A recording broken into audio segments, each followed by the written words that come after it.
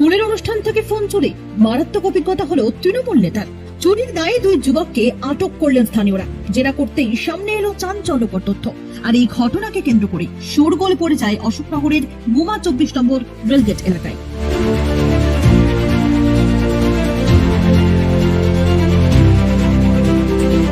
স্থানীয় সূত্রের খবর, এলাকায় দিন দিন বাড়ছিল চুরির ঘটনা। কখনো সাইকেল, কখনো মোবাইল ফোন।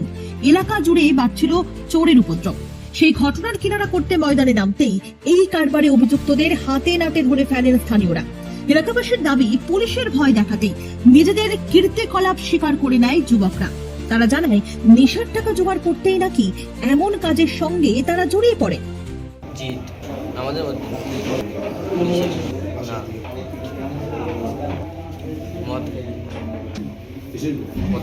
দুটো ফোনই কালীনগর কোমরনগর। আমি গার্মেন্টসে কাজ করি, গার্মেন্টসে দুটো ফোন চুরি করছি। একটা যে বিশ্বজিৎদার না দুটো ফোন, একটা যে বিশ্বজিৎদার ফোন ওইখান দিয়ে, আর একটা হচ্ছে আমাদের বন্ধুদের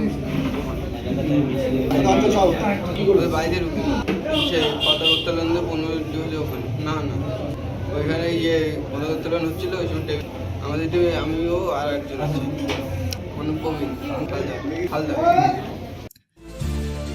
স্থানীয় বাসিন্দাদের দাবি, এলাকায় প্রায় সময় ফোন, সাইকেল চুরি হতো। সম্প্রতি স্থানীয় তৃণমূল নেতা বিশ্বজিৎ হালদারের মোবাইল ফোনটি খোয়া যায়। একটি স্কুলের অনুষ্ঠানে যোগ দিতে গিয়ে ফোন চুরি হয় নেতার। সেই সব ঘটনার নেপথ্যে এই যুবকদের হাত রয়েছে বলেই অভিযোগ।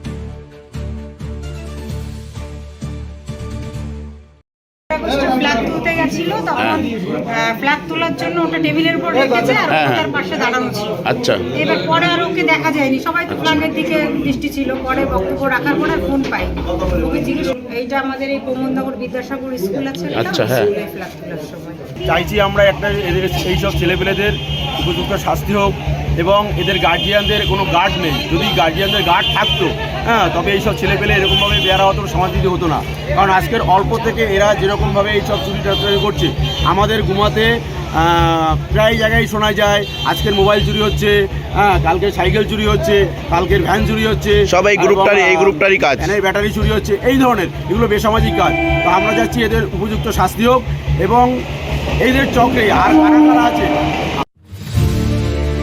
জানা গেছে, ফোন চুরি করে চাঁদনি মার্কেটে বিক্রি করে সেই টাকা দিয়ে নেশা করত অভিযুক্তরা। নেশার প্রতি আসক্ত হয়ে এই অপরাধের সঙ্গে তারা জড়িয়ে পড়ে ক্রমশ।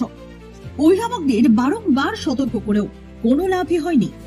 হ্যাঁ, এরা বলছে আমরা গাঁজা খাই, মদ খাই, এবং ওইখানে একটা ভাঙ্গা ঘর আছে আমাদের ওই পাড়ার ভিতরে, ওখানে বসে কন্টিনিউ এর মদ গাঁজা গুমা এলাকায় বাড়ি আসে। আমরা শুনতে পারলাম, যতটা আমাদের বলেছে এতটা আমরা জানতে পারিছি যে এরা মদ গাঁজা কন্টিনিউ খায় এবং মোবাইল চুরি করে।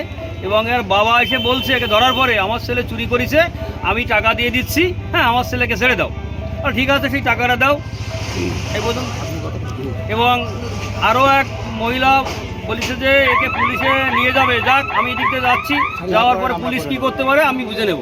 চক্র আছে এদের সঙ্গে, এবং এদের গার্জিয়ানরাও দীর্ঘদিন ধরে বলা হচ্ছে, এদের গার্জিয়ানরা কোথায় যে মানে অবৈধ কর্মগুলো করে, এগুলো যাতে বন্ধ হয়। প্রশাসনের কাছে আমাদের এটা অনুরোধ, মানে এটা ভালো করে একটু দৃষ্টান্তমূলক শাস্তি হোক। এবং এদের একরকম নিরুপায় হয়ে দুই যুবককে স্থানীয় তৃণমূল কংগ্রেসের দলীয় কার্যালয়ে আটকে রাখেন এলাকাবাসী। খবর দেওয়া হয় তাদের পরিবারে। ছেলের কীর্তি নিয়ে কি বক্তব্য বাবার, শুনুন। আমি তো জানি না কতদিন ধরে ওদের কাছে কোনো পয়সা করে দেখি। হ্যাঁ, মারধরও খুব করেছি। কি করে বলবো আমি, ওই জানি তো করতে। ঘটনাকে কেন্দ্র করে গুমা 24 নম্বর রেলগেট এলাকার তৃণমূল কার্যালয়ের সামনে রীতিমতো হই হই পড়ে যায়। খবর পেয়ে ঘটনাস্থলে পৌঁছয় অশোকনগর থানার পুলিশ। উত্তেজিত জনতার হাত থেকে যুবকদের উদ্ধার করে আটক করে তাদের। এই কারবারের সঙ্গে আরো কেউ জড়িত আছে কিনা তা জানার চেষ্টা করছেন তদন্তকারীরা। আরো লেটেস্ট খবরের আপডেট পেতে ফলো করুন রাতদিন.in।